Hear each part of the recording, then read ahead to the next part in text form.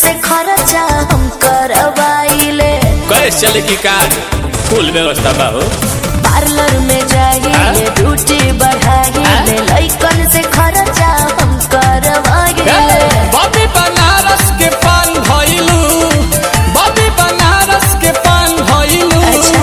कातना लइकन के जान भइलू। गोरी लागत कि अब के सियान भइलू।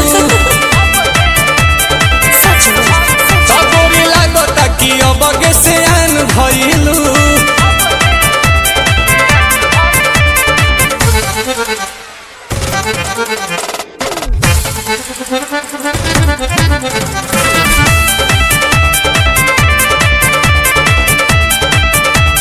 कुछ भी बोलते हैं। दिलवा के कहले बारू चोरी हमार तू तो गोरी टुकुर टुकुर ताकि तोहार ओरी बुझाई।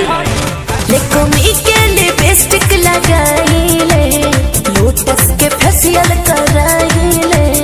एही से अजोरिया के चांद भइलू, एही से अजोरिया के चांद भइलू। कातना लइकन के जान भइलू। गोरी लागत कि अब के सियान भइलू। अच्छा हाँ गोरी लागत कि अब के सियान भइलू। पागल पागल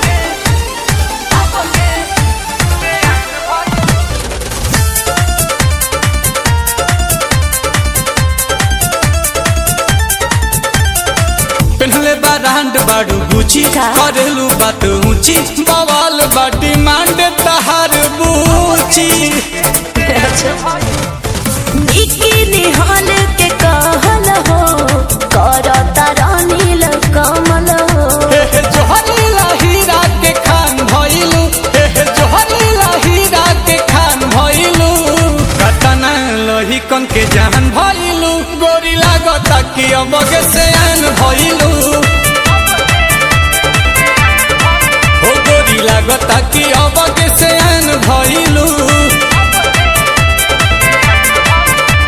देखी हो पगला मत जई हो।